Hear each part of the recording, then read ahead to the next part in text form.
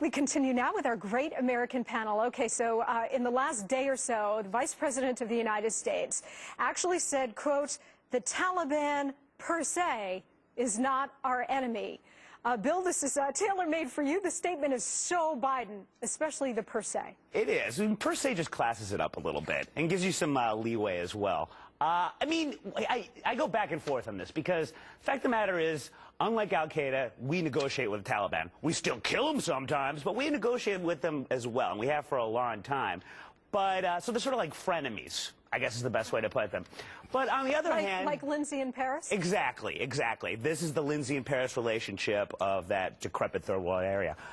Secondly, though, I read The Kite Runner. Now, I thought this was a self-help book because I like running and I like kites. It is not. It turns out these Taliban are really, really awful people. So perhaps we shouldn't be negotiating with them at all. But anyway, check out The Kite Runner. And they're not kind what of you creepy, think it would. it turns out. Look, yes. Actually, I mean, I'm rarely in agreement with Vice President Biden, and the Taliban are loathsome and probably worth saying so.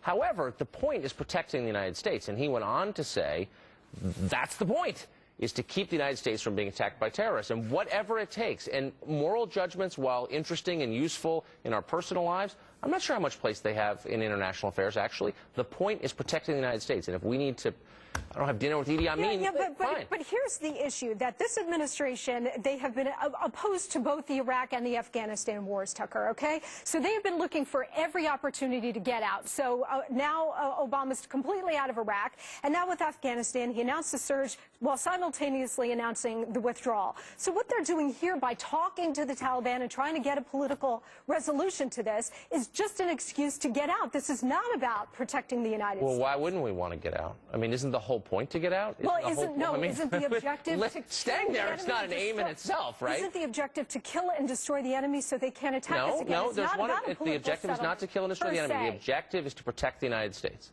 Period. That's the only objective we've ever had, and whatever achieves that is worth it. Leslie, negotiations with a terrorist adversary, an Islamic terrorist adversary, with whom there is no negotiation to be had. This administration is doing that. Do you think that's a wise path? Well, it's not just this administration, and I do think it's wise, because the Afghan government has been secretly for 10 months negotiating with the Taliban. The United States is aware of that. I think that's where per se comes in from the vice president. We have to remember that the Taliban does have power over people in more rural areas.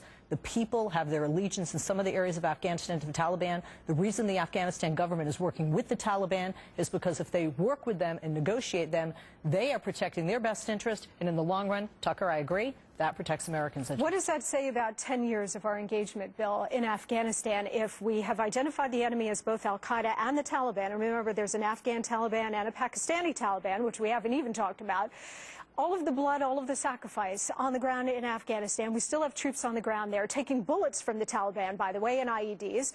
What does that say if we're saying, well, okay, we're going to withdraw, and, well, if Afghanistan goes back to Taliban control, well, all right, that's the way it is. It ain't great, and if Biden hasn't said that already, it ain't great. If he hasn't said that already, he probably will, because it sounds like a Bidenism. But from what I remember of the Taliban is they don't necessarily leave Afghanistan. They're not coming over to our towers or anything like that. That is not a great situation, I'll give you that. But al-Qaeda has been decimated over there. So that you can look at as a victory. And while the government is horribly corrupt, it's still a working semi-government. And so I'd rather negotiate with the Taliban than stay there 5 more years and get our heads blown off. Once we leave, they usually stay there. The Taliban, not very mobile.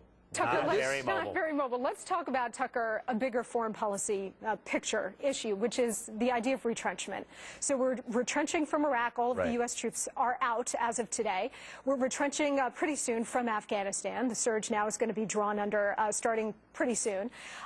We have these massive defense cuts coming down the pike, which the president said he's not going to fight. He actually wants $1 trillion over 10 years, gutted from the Pentagon. When you look at all of these pieces together, we can debate Iraq, we can debate Afghanistan, but it seems when you put it all together, there's a bit of defeatism in this foreign policy. Yeah, there's no question about that. However, there's another way to look at it, which is the point is not to be involved in land wars in Central Asia or the Middle East. That's not, again, an aim in itself. The point is to protect the United States and to preserve some kind of peace in the world, to act as the world's policeman and to do it intelligently. And you can do that with a smaller military, and you can do it without land wars. You don't need to be defeatist. You don't need to hate the United States or to give in to its enemies. to take the long view and do it smart. Look, Britain ruled the world. It's a tiny island, right? How'd they do that?